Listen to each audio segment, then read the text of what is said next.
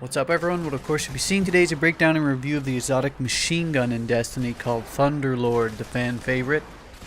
You can get this weapon a multitude of ways. That's Nightfalls, Legendary Engrams, the Vanguard or Crucible reward level ups, the Vault of Glass, and of course Crota's End.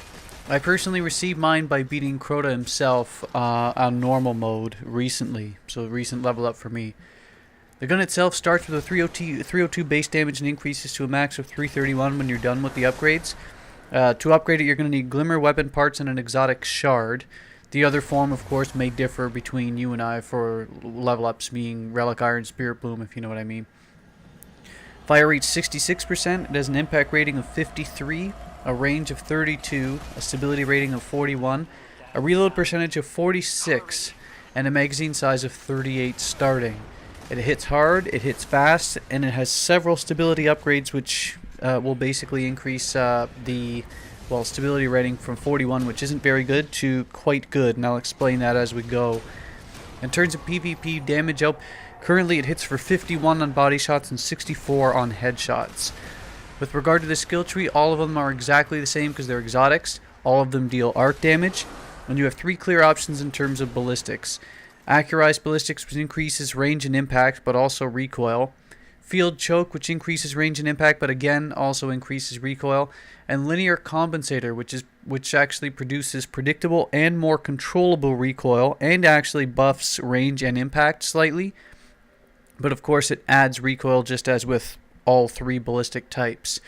Either one will work because, I mean, the perks, like I said earlier, will nullify a lot of the recoil you're going to manage with regardless of whatever you choose. But personally, I tend to choose more predictable recoil, especially on the first shot multiplier, because there's quite a bit of a jump to it, so I choose linear compensator on average. When breaking down the skill tree, the first perk of note is Feeding Frenzy, which increases reload speed for a short time after kills. The next three perks which you'll have a choice over are Perfect Balance, which dramatically increases recoil, Field Scout, which turns that magazine size from 38 to 60, and Flared Magwell, which increases reload speed. My choice personally is Perfect Balance when I'm playing PvP to take advantage of that laser beam accuracy this perk adds, and as much as it doesn't buff the range statistic, a dramatic decrease in recoil actually helps you shoot at longer ranges, of course, so that's why I'll choose that. But sometimes I'll choose Field Scout and PvE since recoil manage isn't really needed as much, so buffing the magazine size all the way up to 60, more carnage, great. Flared Magwell is another nice option if you're planning on holding down the trigger, and leading right into that, the last perk of note is Lightning Rounds, which allows for the weapon to fire faster and more accurately the longer the trigger is held down. And interesting to note too is that Thunderlord has a sort of hidden perk. Randomly on kills sometimes it will trigger an effect similar to Firefly, which means like when you kill an enemy, the enemy will explode, and the explosions will spread to enemies nearby, so it's like using Fatebringer in a lot of ways, but it's not with every single headshot, it's sort of random. It's interesting to note, and I think it's key to note it though, and the 5 remaining perks are damage upgrades. With regard to my overall impressions, in PvE this weapon is a great option because it's low recoil and high damage model. The fire rate's average, but you'll be putting out enough damage per round that moderate to slow fire rate, negligible, not a real big concern. Damage models such as this tend to be quite balanced as well, which makes the weapon great and very easy to use in nearly all form of PvE content. That's Crota's End, Vault of Glass, Nightfalls, whatever you choose. This weapon you'll be in good hands, or it will be good in your hands, I should say, provided you can aim. You can bring Thunderlord anywhere, like I said, and not really lose much of a step. In PvP, it's one of the best heavy weapons around, one of its best heavy weapon options around.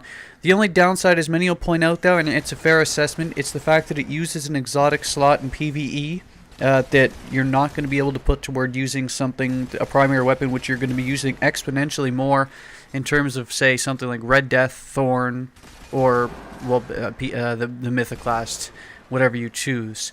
If you choose to use it though, in the times of like 9, 6, and 3, at least for now, when you get the heavy drops, you're going to be getting an extremely high damage, low recoil weapon that makes just about every kill a 3 to 4 round kill option, and you're going to get 66 rounds per heavy ammo drop. So the potential for kill streaks it's through the roof. It's the potential level, especially if you can aim, is immense for this weapon. You can go on 5 to 10 kill streaks with relative ease.